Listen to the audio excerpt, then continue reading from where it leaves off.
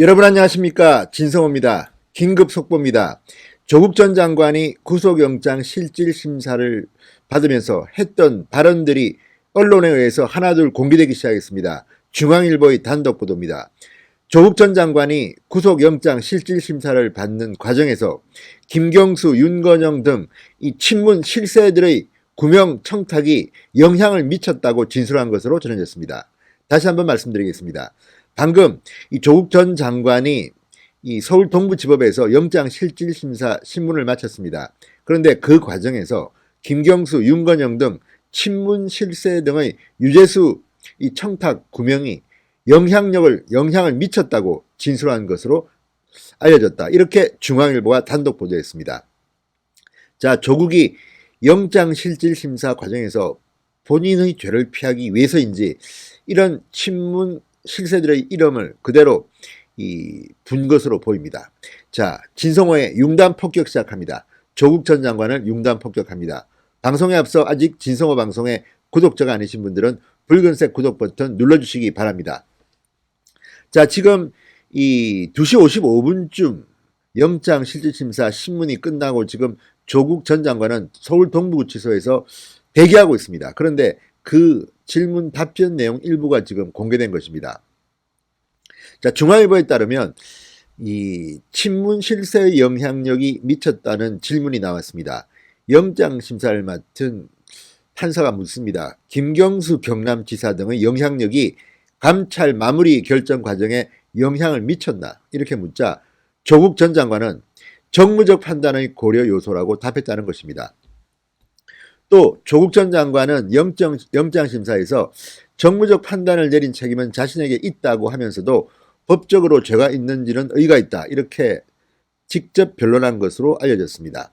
검찰은 이미 백원우 전 청와대 민정비서관이 김경수 경남지사, 윤건영 국정기획상황실장, 그리고 청경덕 선임행정관 등 친문 인사들로부터 유재수에 대한 구명 청탁을 받고 이를 조국 전 장관에게 전달한 것으로 보고 구속영장 청구서에 이것을 기재했습니다.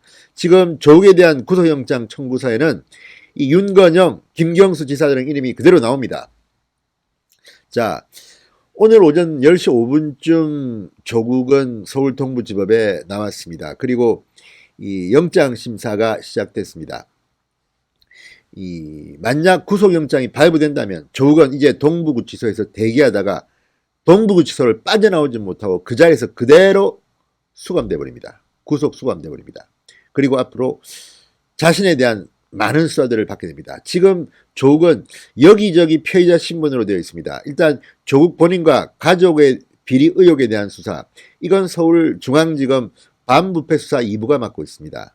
그리고 이른바 울산시장 선거에 청와대가 개입했느냐는 이 하명 의혹, 여기에도 조국은 피해자로 이름이 적시되어 있습니다. 최근 구속영장에 조국이 피해자로 압수수색 영장에 드러난 것이 확인되기도 했습니다. 자, 조국 전 장관 측 변호사와 지금 검찰 간의 이 다툼은 분명합니다. 바로 감찰 보고서를 제대로 법적 절차에 따라 적었느냐는 겁니다. 조국 전 장관의 김칠준 변호사는 자, 감찰이 종료된 뒤에 이를 수사 의뢰할 것이냐 아니면 해당 소속기관에 통보할 것이냐에 대해 조국 전 장관이 이 정무적 판단을 내렸다고 이제 해명을 하고 있습니다. 그리고 조국은 청탁 전화를 받은 적이 없고 박형철, 백원우 전 비서관이 여기저기서 청탁성 전화들이 걸려온다고 하는 걸 전해드렸다고 주장하고 있습니다. 그렇지만 박형철 전 반부패 비서관은 검찰에서 이와 좀 다른 결의 진술을 한 것으로 보도되고 있습니다. 조국 당시 민정수석이 전화가 하도 많이 걸려와서 감찰을 중단해라 이렇게 지시했다고 진술했다는 것입니다. 그리고 또 하나 가장 중요한 핵심 중 하나는 이 감찰 보고서입니다.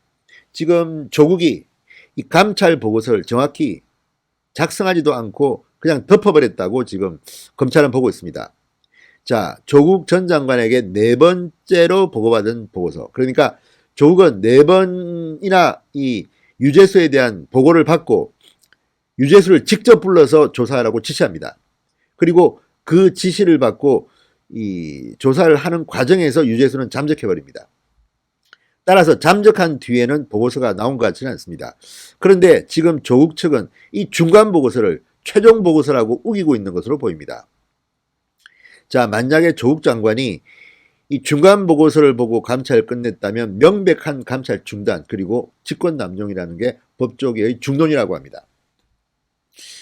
자, 조국 장관 측은 어쨌든 이 중간 보고서를 최종본이라고 주장하지만 검찰은 생각이 다릅니다.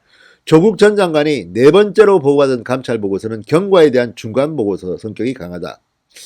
박형철 전 청와대 반부패 비서관과 전직 특감반 관계자들 역시 검찰 조사에서 최종 보고서가 아니었다고 진술한 것으로 알려졌습니다. 자, 그렇다면 통상적으로는 죄가 없으면 죄가 없다고 보고서를 마지막으로 써야 되는데 유죄수는 중간에 잠적해버리고 최종 보고서는 작성된 것 같지가 않습니다. 그러니까 조국 전 장관 측은 자꾸만 중간 보고서를 최종 보고서였다고 우기는 것으로 보입니다. 자, 검찰은 이 영장심사에서 오늘 특감반이 유재수 전 부시장 감찰을 기록으로 남기지 않았다는 점을 강조했다고 합니다. 자, 검찰은 민정수석실이 특감반의 1년차 실적을 정리하면서 유재수 건은 아예 실적에 빼버렸다고 합니다. 이런 진술과 문건을 영장심사에서 제시했다고 합니다. 조국 전 장관이 통상의 경우와 달리 유재수의 감찰을 덮어버렸다는 겁니다. 자, 이제 동부구치소에 전운이 감돌고 있습니다. 조국이 거기서 대기 중입니다. 구속영장이 떨어집니다. 조국은 동부구치소를 나오지 못합니다. 그리고 수위를 입게 됩니다. 진성호의 융단 폭격이었습니다. 여러분 감사합니다.